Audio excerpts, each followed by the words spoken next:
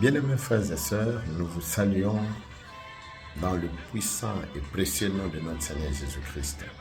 Ce matin, nous avons le privilège et la grâce de nous retrouver autour de la parole de Dieu et nous voulons nous entretenir sur cette courte pensée tirée du livre de Luc au chapitre 18, le verset 8.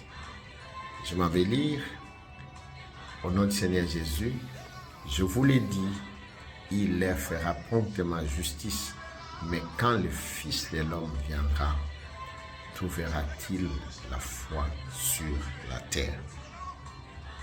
Cette déclaration est faite en termes de questions, pour ainsi dire que la foi chrétienne en Jésus-Christ est d'une grande importance et d'une grande valeur, comme vous le savez. Elle se voit être la porte qui succède la grande que le Seigneur a ouverte, qui s'appelle la grâce, et la foi est la porte des réponses. Comme il est dit dans sa parole dans Ephésiens 2, le verset 8, c'est par la grâce, au moyen de votre foi, que vous avez été sauvés. Bien-aimés, cela ne devait pas être négligé. Il arrive de fois que nous puissions nous appesantir sur beaucoup de choses et courir derrière les exploits que l'on peut, dont on peut obtenir le résultat dans le domaine matériel et autres. Dieu n'a rien contre tout ça. Du reste, il veut que nous puissions prospérer, que nous puissions aller de l'avant, et surtout lorsqu'il s'agit de ses intérêts et pour sa gloire. Mais c'est dont Dieu a le plus besoin aussi, et ce qui devait nous caractériser, nous, c'est cette quête de nous maintenir dans le Seigneur, quelles que soient les circonstances et les situations qui peuvent arriver. L'apôtre Paul en fait œuvre-t-il lorsqu'il déclare dans 2 Timothée 4, il est en train de dire, j'ai combattu le bon combat, j'ai gardé la foi, désormais la couronne de justice m'est réservée. Comprenez-vous cela?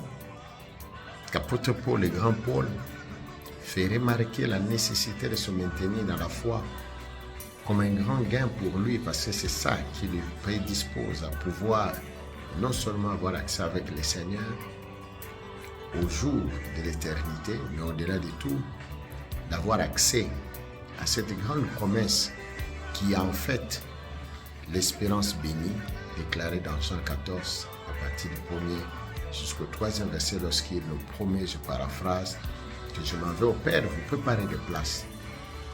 Parce qu'il y a plusieurs demeures. S'il n'y en avait pas, je vous l'aurais dit. Mais je m'en vais le faire. Je vais vous préparer des places et je reviendrai pour vous prendre de sorte que là où je suis, vous y soyez aussi. Nous devons garder cela d'autant plus certaine dans notre cœur, l'espérance bénie. Et cela à travers notre foi que nous sommes appelés à garder ferme. Parce qu'il est possible pour quelqu'un, alors qu'il a bien entamé sa course, de ne pas arriver au bout ou au-delà de la ligne d'arrivée.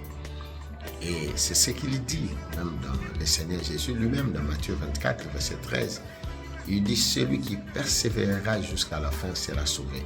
Donc il est question de persévérer dans cette foi que nous avons reçue pour pouvoir voir le Seigneur à ces grands jours de son retour, où il prendra l'Église avec lui. Bien-aimés, nous devons nous préparer. Nous faisons beaucoup de choses, c'est vrai, et c'est bien. Nous devons toujours savoir et nous maintenir. Quelles sont les choses qui menacent notre maintien à la foi? C'est la perte d'amour, par exemple, que l'on sent aujourd'hui dans les cœurs de plusieurs. Même des hommes de Dieu, il y a une perte totale d'amour, et le Seigneur avertit les hommes et les gens sur ça, ses disciples, même lorsqu'il parle dans Matthieu 24, 12, il dit, puisque l'iniquité cessera accrue, la charité du plus grand homme se refroidira. Comment se maintenir dans la foi? C'est se maintenir dans l'amour. Il dit dans Jean 13, en ceci tous connaîtront que vous êtes mes disciples. J'aime une traduction de ce mot du grec en français, mathetes, qui veut dire les continuateurs. Il veut que nous soyons ses continuateurs. non seulement les apprenants, mais aussi ceux qui vont continuer l'œuvre de Dieu, l'œuvre de Christ. Et comme nous le savons, à Acte 10, 38, la Bible nous montre qu'il allait de lieu en lieu faisant du bien, guérissant les malades.